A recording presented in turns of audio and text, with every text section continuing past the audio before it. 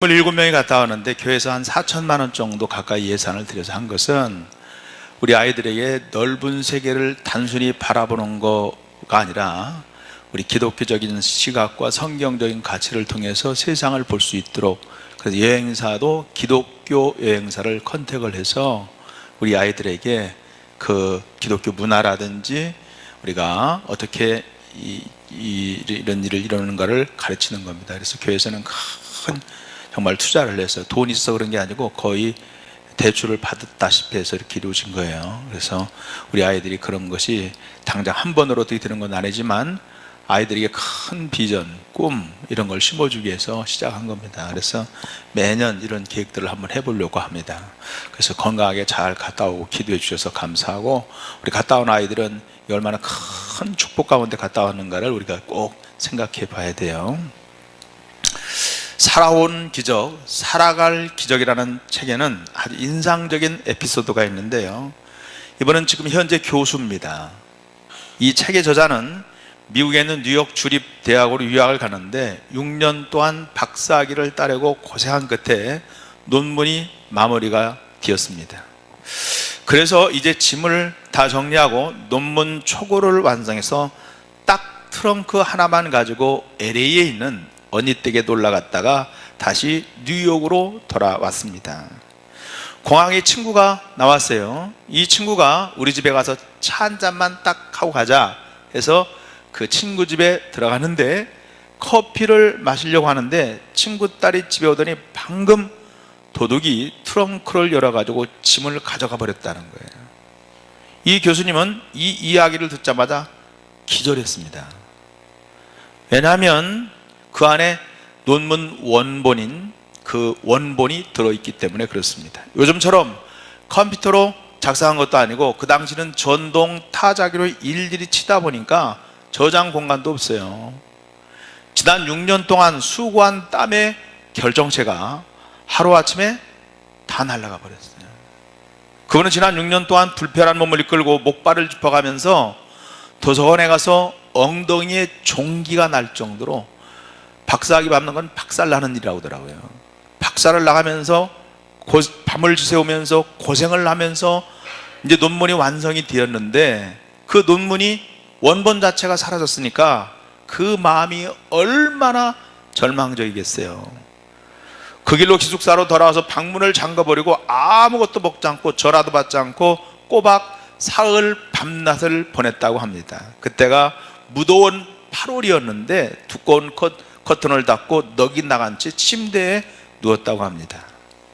그렇게 닷새를 보내고 어느 날 두꺼운 커튼 사이로 한 줄기 빗줄기가 쫙 비쳐오는데 이분이 닷새 만에 무슨 호기심이 들었는지 이렇게 먹지도 않고 씻지도 않고 그런 자기의 몰골을 보면서 갑자기 자기 몰골이 궁금해지더래요. 비틀거리면서 자리에서 일어나서 유령 같은 자기 모습을 거울을 통해서 바라보고 있는데, 그런데 내면 깊은 곳에서 자기에게 속삭이는 소리가 있다라는 거예요.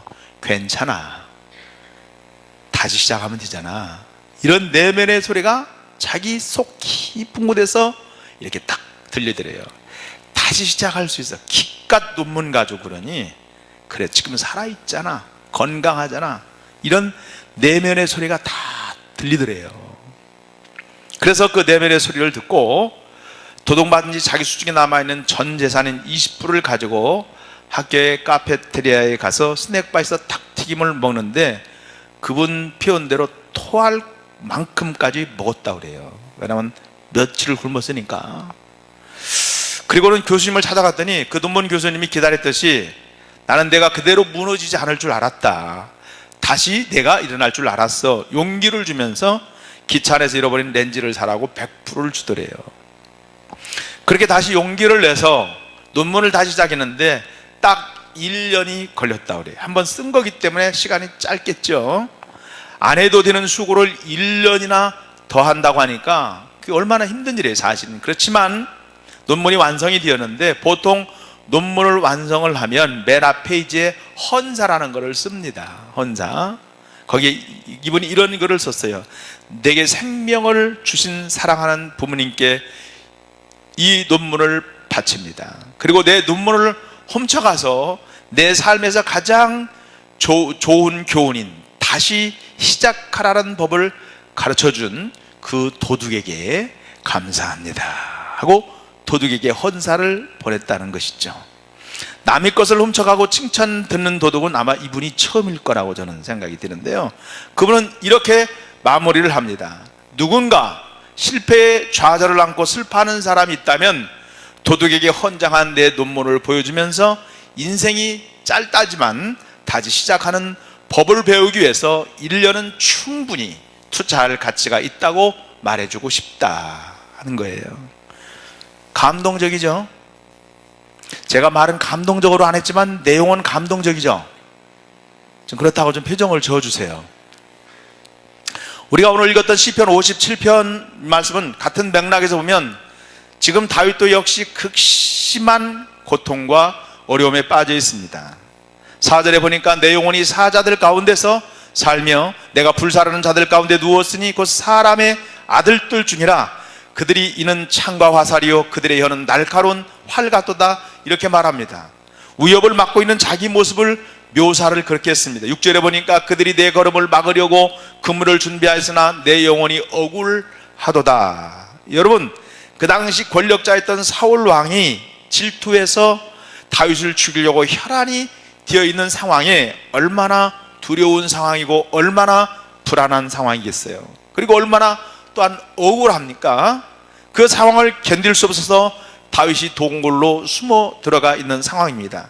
그러므로 동굴이야말로 고난의 상황이요 아픔의 상징이다 할 수가 있습니다.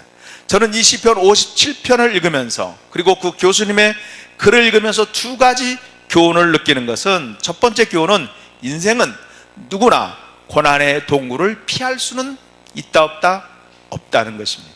내 자잘못이 아니라 피할 수 없습니다. 그리고 지금 동굴을 빠져나와 있다 할지라도 언제 다시 고난의 동굴을 들어갈 수 있을지는 아무도 알 수 없는 것이 인생이구나 하는 것을 깨닫습니다. 살아가다 보면 그 교수님처럼 6년간의 진액을 쏟아놓은 눈물을 훔쳐가는 도둑을 만날 때가 있고, 다윗처럼 아무 이유 없이 죽이려고 덤벼드는 권력자를 만날 때도 있는 것이 인생입니다. 그렇기 때문에 여러분, 무슨 문제로 힘이 드시는지는 모르지만은 이런 일들이 찾아왔을 때 나만 고통당하고 나만 불행하고 나만 억울하다 절망하고 그런 것은 아닙니다. 여러분, 모든 게 그런 것입니다. 결국 이 땅을 살아가는 모든 인생에게 동굴은 피할 수 없구나 하는 교훈을 얻게 됩니다. 두 번째로 얻는 교훈은 고통의 동굴 그 자체가 저절로 우리를 윤택하게 이끌어주는 것은 아닙니다. 우리가 고진감래라고 말하지만 고진이 꼭 감래로 오는 것은 아니고 고진이 고진으로 끝날 때가 있습니다. 고통 그 자체가 자동적으로 우리 인생에게 유익을 가져다 주지는 않습니다. 어려움은 더 큰 어려움으로 몰아갈 수 있습니다. 오늘 여러분, 제가 고난이 유익이라는 말을 설교 시간에 제가 많이 하지만 오해하지 마십시오. 고난이 유익한 것은 사실이지만 그 고난을 유익하게 만들기 위해서 얼마나 처절한 대가와 처절한 몸부림이 필요한지 모른다는 사실도 기억해야 합니다. 구원이 수고 없이 공짜로 얻는 것을 우리가 생각하다 보니까 우리에게 그런 심리가 있지만 절대로 그렇지 않습니다. 그 교수님은 장애를 가지고 목발을 짚고 6년 동안 그렇게 수고하며 쓴 논문을 어떤 도둑놈이 훔쳐가는데 그 다음에 저절로 기다리는 법을 여러분 인생에 유익을 준 게 아니라 또 1년 동안 그는 끊임없이 좌절하고 끊임없이 일어서고 끊임없이 각고의 노력을 통해서 논문을 완성한 것입니다. 이런 것을 배웁니다. 오늘 룻기서 4장을 폈는데요, 오늘 룻기는 평범한 한 가정의 잘못된 이주를 통해서 짧은 시간에 가장이 죽고 두 아들도 죽어서 아내와 두 며느리만 남게 되는 기가 막힌 사연으로 시작이 되는 것이 룻기입니다. 하지만 룻기의 전개의 끝은 너무나 흥미진진하고 행복한 결론을 향해서 나갑니다. 그런데 우리는 이 실패와 고통을 겪게 만든 리더가 가장인 엘리멜렉이라는 사실을 보게 되는 것입니다. 그리고 도무지 소망이라고 하는 것은 찾아볼 수 없는 이 가정을 회복시킨 리더가 바로 그 아내인 나오미라는 사실도 보게 되어집니다.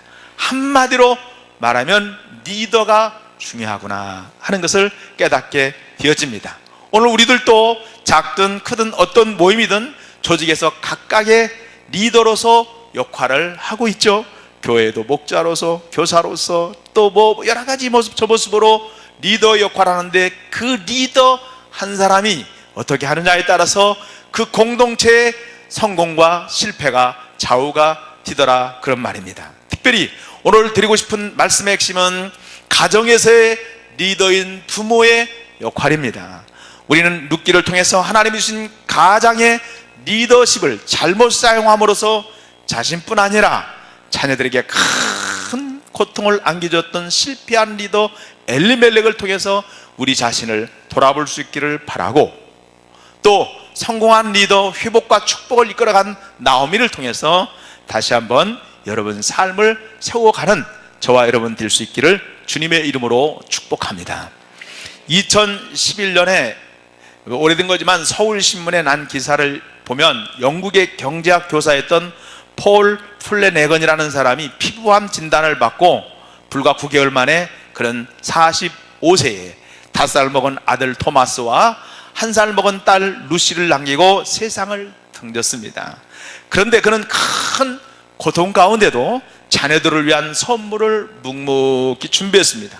평소 자녀에 대해서 극진한 사랑을 아끼지 않았던 이 폴은 자녀들을 위한 편지 수백 통을 써서 집안에 곳곳에다가 숨겨 두었습니다. 또 두 자녀가 성인이 되기 전까지 매년 생일에 토마스와 루시가 아버지의 선물을 받을 수 있도록 20개 남짓의 선물을 다 해마다 준비를 해놨습니다. 뿐만 아니라 자신이 감명 깊게 읽었던 책들을 서재로 꾸민 다음에 그 책에 감명을 받았던 이유를 읽고 또 그 뒤에 소소한 감정을 나름대로 썸머리를 해서 놓아서 자녀들이 컸을 때 아버지의 책에 대해서 책과 아버지와 대화를 할 수 있도록 했습니다. 특별히 삶에 만족하는 28가지 방법이라는 긴 메모를 컴퓨터에 남겨놓고 이거를 통해서 폴은 행복한 인생을 위해서는 충성과 진실함과 도덕적 용기가 가장 중요하다고 강조를 했습니다. 자, 이와 같은 글들이 천국의 편지라고 불리게 되었어요. 이 아름다운 선물을 가장 발견한 것은 그의 부인 맨디였는데, 그녀는 남편이 남긴 뜻밖의 선물을 보고 눈물을 쉴 새 없이 흘렸다고 하면서 죽음을 코앞에 두고도 남편은 자신을 동정하려고 하지 않고 아이들에게 줄 선물을 생각했다. 지혜롭고 다정했던 아버지다운 뜻밖의 선물에 나 역시 큰 감동을 받았다고 말했습니다. 이 플래내건의 사연은 영국 전역에 큰 감동으로 전해지고, 수많은 네티즌들은 죽음을 두려워하지 않았던 한 아버지의 위대한 사랑에 감동을 했습니다. 행복에 대한 가치를 새롭게 알려줬다고 하는 그의 위대한 사랑을 다시 되새겼다고 합니다. 사실 모든 가장들은 그 어떤 것보다도 가정의 행복과 자식들의 성공을 소원합니다. 그래서 전쟁보다 치열한 직장이나 여러분 사업장에서 새벽부터 밤늦게까지 수고를 하죠. 그럼에도 불구하고 왜 과거보다 가장들이 더 깨어지고 아파하는 그런 가정들이 많고 자식들이 많을까요? 오늘 우리들은 이에 대해서 다른 곳에서 문제를 찾기보다는 바로 가장들의 역할의 문제를 생각해 보면서 한 가정을 이끌어가는 리더가 어떻게 해야 될까를 여러분 생각하면서 우리의 가정이 축복으로 다시 시작하는 가정과 자녀와 우리 모두가 될 수 있기를 주님의 이름으로 간절히 축원합니다. 다시 한번 축복하기는 여러분 모두가 엘리멜렉의 리더십이 아니라 나오미의 같은 회복과 축복의 리더가 되어져서 여러분의 가정을 다시 세우는 역사가 있어지기를 축복합니다. 자, 오늘 본문에 보니까 실패한 리더 엘리멜렉이 나옵니다. 한 가정의 이야기를 나오는데 가족들의 이름이 룻기서 1장 2절에 기록이 되어 있어요. 룻기서 1장 2절의 말씀을 한번 다 같이 한번 읽어보면 이 말씀은 이렇습니다. 그 사람의 이름은 엘리멜렉이라 멜렉이요 그 아내의 이름은 나오미요 그의 두 아들의 이름은 말론과 기론이니 유다 베들레헴 에브라 사람들이었더라. 그들이 모압 지방에 들어가서 거기 뭐요? 살더니. 엘리멜렉이라는 뜻은 하나님은 나의 왕이라 그런 뜻이에요. 나오미라는 뜻은 희락, 즐거움, 기쁨 그런 뜻이 있습니다.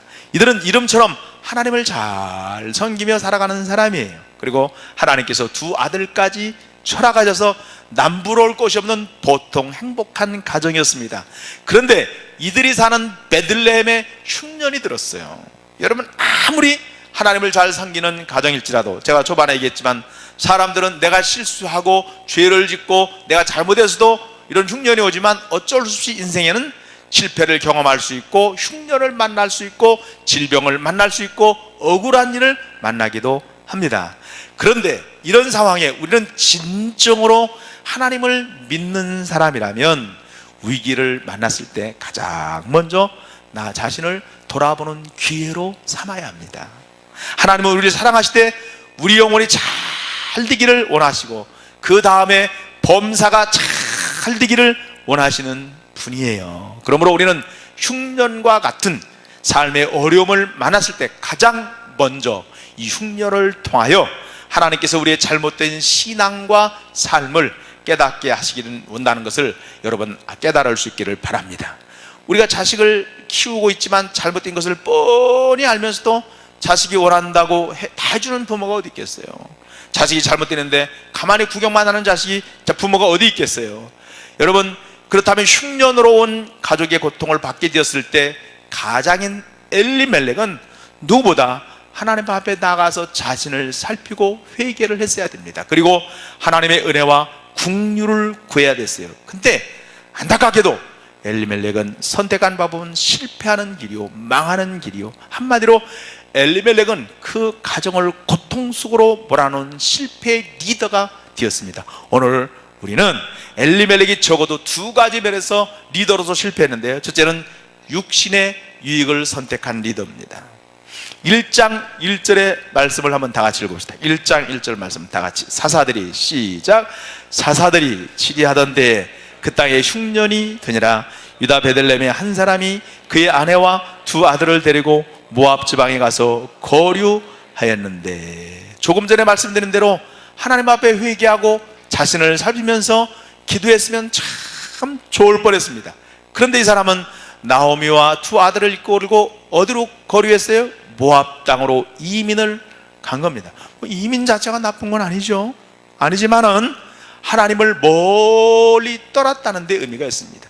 구약의 성경에서 땅은 거주지라는 것 이상의 의미가 있어요. 그들에게 있어서 땅이라고 하는 것은 하나님의 백성으로 살 것이냐 아니면 세상을 사람처럼 살 것이냐라고 하는 중요한 결정입니다. 그래서 아브라함을 부를 때도 갈대아 우르에서도 충분히 하나님을 섬길 수 있지만 하나님은 우상의 땅에서 나오라고 말합니다. 그들이 살던 베들레헴은 하나님을 예배하는 땅입니다. 하나님께서 축복하는 땅입니다. 그러므로 그들이 진정으로 신앙을 지키기를 원했다면 베들레헴을 떠나서는 안 됩니다. 오늘 우리들에게도 베들레헴이 있습니다. 교회입니다. 우리의 믿음입니다. 기도의 자리입니다. 엘리멜렉은 약속의 땅, 축복의 땅을 버리고 우상의 땅인 모압으로 갔어요. 왜입니까? 먹고 살기 위해서. 엘리멜렉도 할 말이 있을 거예요. 먹고 살기 위해서 어쩔 수 없습니다. 명색의 가장인데 어떻게 가족이 굶어 죽는데 가만히 있을 수 있어요? 그러나 분명히 알아야 할 것은 그런 육적인 유익을 위해서 영적인 유익을 포기했다는 것입니다. 오늘 우리들이 살아가야 할 땅은 믿음의 땅이요, 베들레헴입니다. 그러나 우리는 때때로 모압 땅을 바라볼 때가 종종 있어요. 엘리멜렉은 이미 아마 모압 땅에 대해서 잘 알고 있었습니다. 그 땅에 살고 있는 모압은 베들레헴과 비교할 수 없을 만큼 기름진 땅이에요. 물질적으로 풍요한 땅입니다. 많은 사람이 모여 사는 땅입니다. 문화와 혜택과 세상 쾌락이 가득한 땅이었습니다. 지나친 비약일지 몰라도 혹시 엘리멜렉은 베들레헴 흉년이 들었다는 분명한 이유를 들어서 기회는 찬스다, 이유도 있다, 명분도 있다, 그러면서 하나님을 섬기는 땅을 포기했을지 모릅니다. 그의 마음에 늘 모압이 있었으니까요. 사랑하는 여러분, 저는 많은 우리들의 마음속에 한 자리에 모압이 있다고 생각합니다. 하나님을 섬기기 위해서 포기해만 수많은 자유와 향락이 있는 땅에 적당히 속이고 적당히 타협하면서 살 수 있는 땅에 어떤 분은 그렇게 말합니다. 사업을 하면서 어쩔 수 없죠. 세상이 원래 다 그렇지 않아요? 그러나 성도는 모압과 같은 세상에 산다고 해서 모압처럼 살아서는 안 되고 오히려 성도들은 영적인 베들레헴에서 살아야 됩니다. 세상 사람들이 믿는 사람들은 생각할 때 융통성이 부족하다 할지라도 여러분 그 길이 축복의 길이요 하나님이 함께하는 길임을 깨달아야 될 줄로 믿습니다. 오히려 하나님의 능력으로 모압을 변화시키는 삶을 살아야 될 것입니다.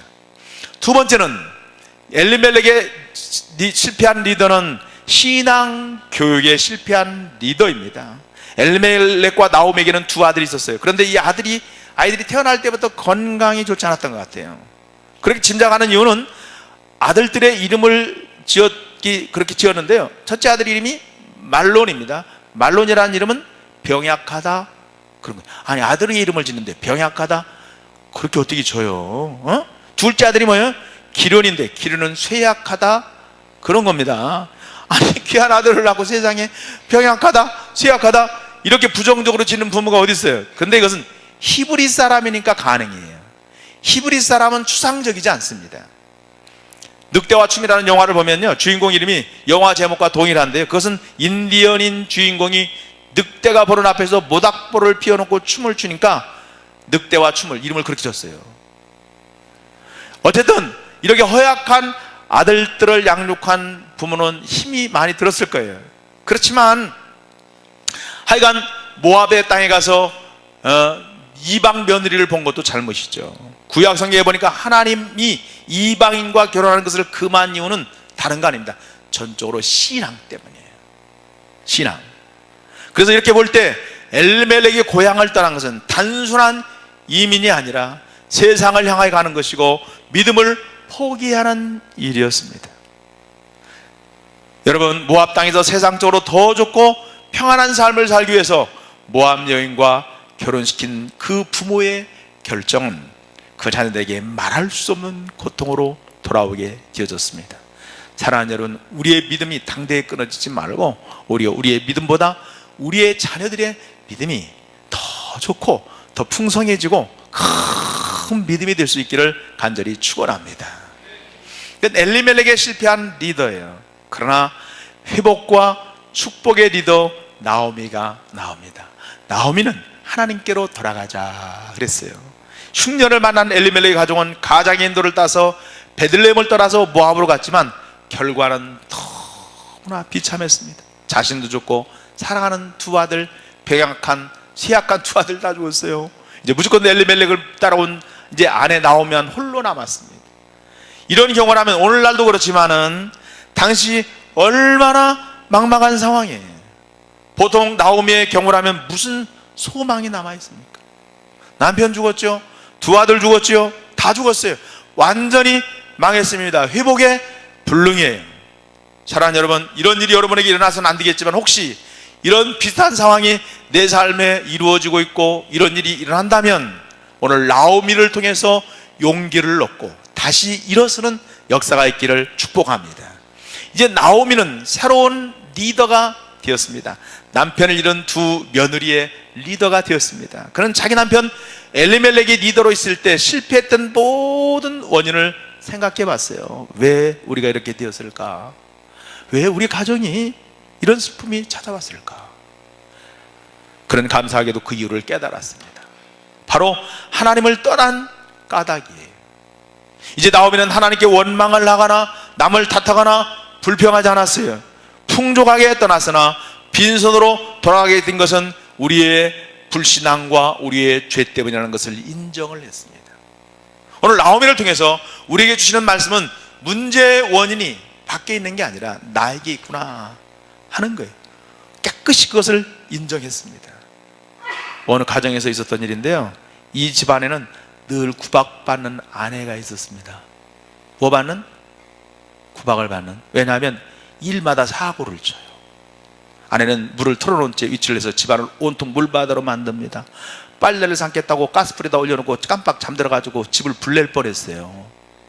문을 열어놓고 장을 보러 갔다 도둑 맞은 일이 있고, 이런 일을 반복하면서 가족들은 아내에 대해서 짜증이 납니다. 하루 저녁 식사를 준비하다가 또 사고를 냈어요. 쨍그랑하는 소리와 함께 유리가 파편으로 팍 튀면서 유리 조각이 김치에 널브러지게 됐어요. 그날 먼저 시어머니가 입을 엽니다. 얘야, 너 한두 번도 아니고 도대체 뭐 하는 짓이냐? 내 식구들이 불안해서 너무 살겠다. 그러면서 막말하고 야단을 쳤어요.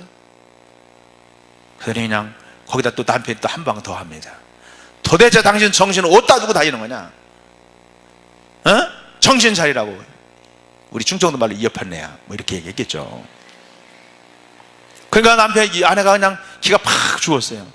다음날 아침 남편은 어느 때보다 침울해 보이는 아내를 뒤로 한 채 불편한 마음을 안고 직장을 향해서 차를 몰았습니다.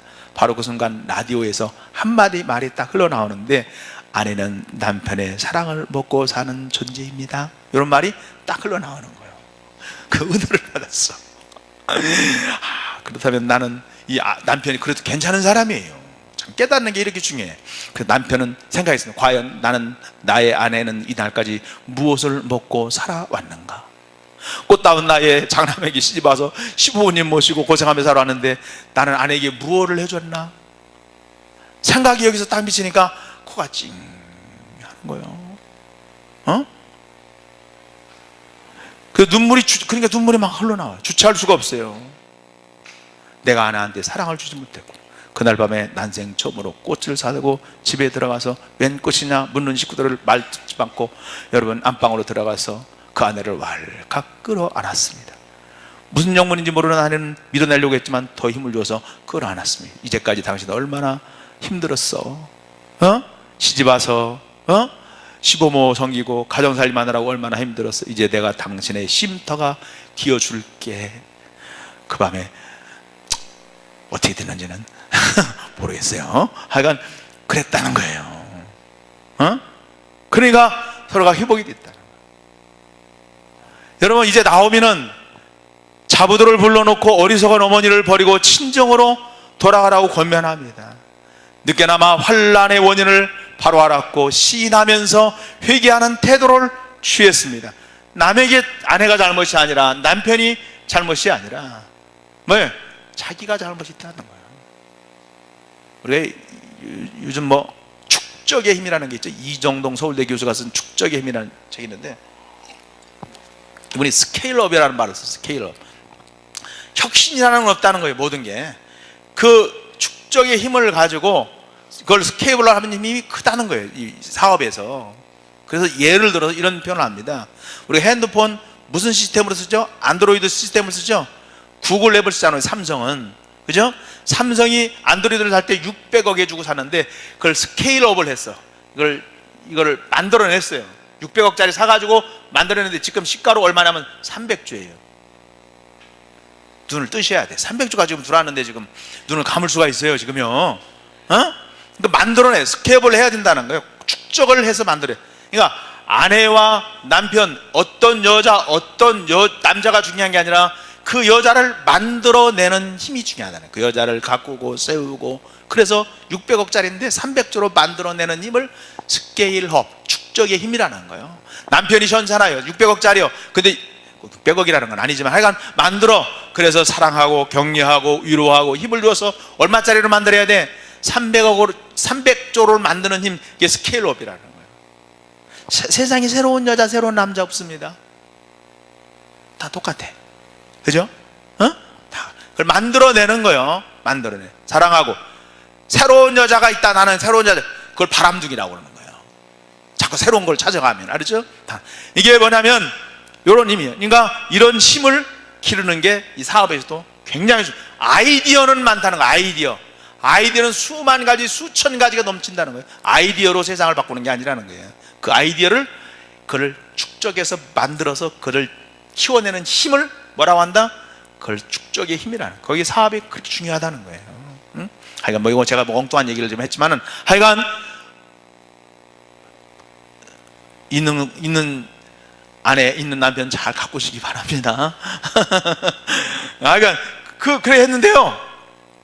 그래서 이제 나오미는 자부들을 불러놓고 그 이유가 뭐냐? 그래서 여러분 시인하며 어떻게 할 것인가 이러면서 하나님께로 돌아가자, 하나님의 은혜를 구하자.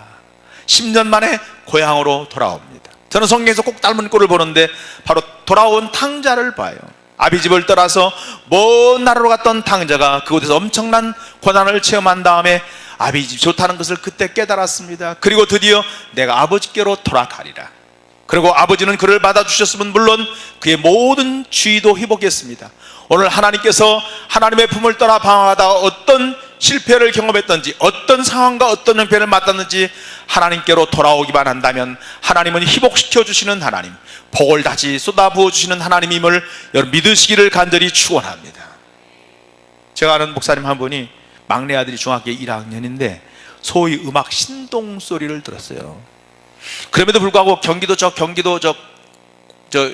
광주의 시골에서 목회를 하고 있기 때문에 생활이 넉넉지 않아서 좋은 선생님을 만나기도 어렵고 어려운 상황인데 딱한 사정을 듣고 지역 피아노 학원에서 무료로 배운 것이 전부인데 꿈을 잃지 않고 열심히 했어요. 특별히 청음도 뛰어나고 작곡 실력도 아주 뛰어난데 최근에는 형이 다니는 대학교에서 자작곡을 내가지고 10곡을 뽑는데 이 아이가 중학생이 곡이 쓴 게 8곡이 들어갈 정도로 아주 천재적인 아이예요.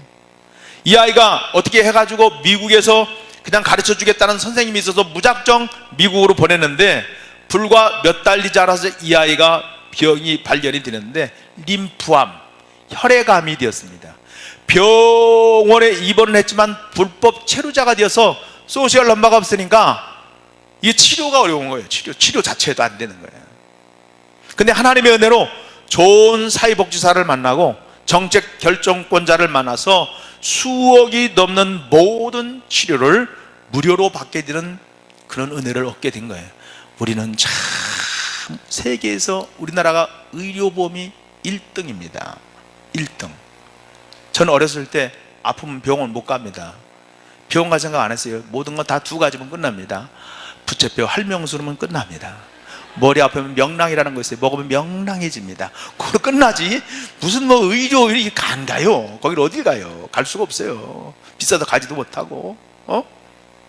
근데 선배 목사님 아들이 지금 저 미국의 대학 교수를 하는데 그 친구가 공부할 때 맹장 걸려가지고 병원에서 수술했는데 일주일 입원했는데 8,500만 원 나왔어요. 병원비가. 미국에 사는 우리 친구 목사님이나 또 같이 목사님들이 또 교포들이 한국 나오는 것 중에 하나가 뭐냐면 한국에 나와서 치과 가고요, 종합검진 받고 고장난 뒤 한국에서 고침받고 간다니까. 세상에 이렇게 좋은 나라인데 뭐가 불평인지 내가 생각해보니까 우리 이번 주부터는 오늘은 김밥 줍니다. 김밥 알았죠? 지난주까지는 뭐 줬어요? 국수 줬어. 근데 국수 주면 국수가 불었네, 싱겁네, 짜네. 이렇게 말하는 분도 많아. 세상에. 나는 우리 국수 삶으려면 그 뜨거운 데가 팍 제가 나 밑에 들어가서 삶는 거 막 그래서 내보니 얼마 땀을 뻘뻘 흘려가면서 노주 가면 주방에다가 제가 에어컨도 틀어놨었겠어요. 그러게 하면 부르면 집에 가서 먹든지, 짜면 물 넣으면 될 거 아니에요. 싱거우면 소금 쳐서 먹으면 될 거고. 뭐가 불평이에요. 내가 가만히 앉아서 이 젓갈로 먹는데 세상에. 나는 이해할 수 없어요. 김밥 1,800원에 사옵니다. 가서 사와야지. 어디 김밥이 맛있을까 또 연구해가지고 스타디에서 거기서 사오지. 와야지. 상할까봐 또 그 시간 맞춰서 가져와야지. 여러분 얼마에 사 먹어요? 800원 DC에서 1,000원에 사 먹어. 그렇게 1,000원에 사는데 감사를 해도 지금 할렐루야 감사를 해도 부족한데 뭐가 김밥이 지르네, 맛이 있네, 왜 햄이 이거밖에 안 들어갔네. 나는 세상에, 나는 0.1% 살짝 거짓말해가지고 우리 교회에서 만든 점심이 세계에서 최고 맛있어. 진짜로. 국수 세계에서 최고 맛있어. 나 이렇게 맛있는 국수 내가 태어나서 먹어본 적이 없어요. 성도들이 수고해서 땀 흘려서 그렇게 불평하는 사람은 앞으로 빼서 버리고 나한테 데리고 오세요. 그 다음 주부터 내가 이 한 달 동안 내가 국수 삶는 거 내가 주방 아주, 그러면 또 식당 끝나죠. 그러면 그 막 설거지거리가 얼마나. 나는 세상에 아니 담임 목사는 설거지를 잘하는데 왜 우리 교회 남자들은 설거지를 안 하려고 하는지. 누구를 닮은 거예요? 옆집 아저씨를 닮은 거예요? 옆집 교회 목사님을 닮은 거예요? 나를 닮아야 되는데 누구를 닮았는지 내가 이해할 수가 없네요.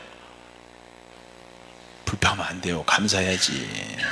아저씨요, 불평하갈랑 국수를 뺏은 역사가 있고, 불평한 분은 절대로 김밥을, 나는 김밥 싫대요. 아, 누가 김밥 좋아하라고 그랬어요? 싫으면 집에서 도시락 싸와서 드세요. 그러면 되는 걸 왜 불평을 합니까? 나는 그게 알다가도 나는 모를요. 세상에 이런 일, 이런 거 나와야 돼, 이런 게. 여러분, 하여간 오늘부터 김밥 감사하고 드세요 하셨죠? 불평하는 사람은 010-542-6191에 신고하세요. 감사해야 됩니다. 감사해야 돼요. 그러니까 보니까 목사님 보니까 문제는 뭐예요? 그 치료를 하는데 목사님 가서 보니까 머리 다 빠지고 음식물은 그냥 물 한 모금 다 먹지도 못하고 토해버리는 상황이 됐어요. 병원에서는 이제 할 거 다 없기 때문에 임종 준비하라는 거예요. 그때 설상가상으로 얼마 되지 않은 교인들 가운데 몇 사람이 또 나가는 일이 생겼어요. 그래서 마음도 많이 상하던 터라 처음에는 원망이 나오더래요. 어린아이들이지만 지금 사실을 알려주고 싶어서, 예, 너 이렇게 만든 하나님 원망스럽지 않니? 너 천국 갈 준비돼 있어? 그러자 하나님이, 이 아이가 하나님이 주신 거 다 받아야지. 하나님이 주셨으니까 가져갈 수 있잖아요. 그래서 그랬대요. 예, 너 낫걸랑 건강해지면 고아원이나 어리석은 사람 가서 돕는 일을 하면서 좋은 일하고 살자. 그때 이 아이들이 그랬대요. 아빠, 고아원이나 불쌍한 사람보다 돕는 것보다 더 급한 일이 있는데 그건 주님 모르는 사람에게 찾아가서 예수님 전하는 거예요. 그날 밤에 목사님이, 부부가 그 아들을 병상을 해서 목숨을 걸고 밤새 기도를 하는 거예요. 차라리 이 아들 대신 저를 데려가 주세요. 밤새 눈물 뿌리면서 아들을 위해서 기도하는데 아침에 이 아들이 하는 말이, 엄마 아빠 저 하나님이 고쳐주셨어요. 그러면서 음식 먹고 싶다고 하더래요. 그러더니 정말 음식 먹고 호전이 되어서 몇 개월 만에 얼마 전에 병원에 퇴원해서 한국으로 돌아왔어요. 이 목사님 부부가 이렇게 고백을 합니다. 만약에 이 아이가 한국에 있었다면 어떻게 엄청난 수술비를 감당할 수 있었으며 하나님이 이 아이를 살려주시려고 미국으로 보내셨고 또 우리 부부를 이 아이를 통해서 다시 한번 회복시켜 주시고 목회자로 다시 새롭게 거듭나게 해주셨다고 고백을 했어요. 사랑하는 성도 여러분, 어떤 실패의 자리, 어떤 뒤들을 수 없는 자리에 있다고 할지라도, 망한 자리에 있다 하더라도 포기하지 말고 하나님께 돌아올 때 우리 하나님은 회복하시고 여러분 복을 주시는 하나님인 줄로 믿습니다.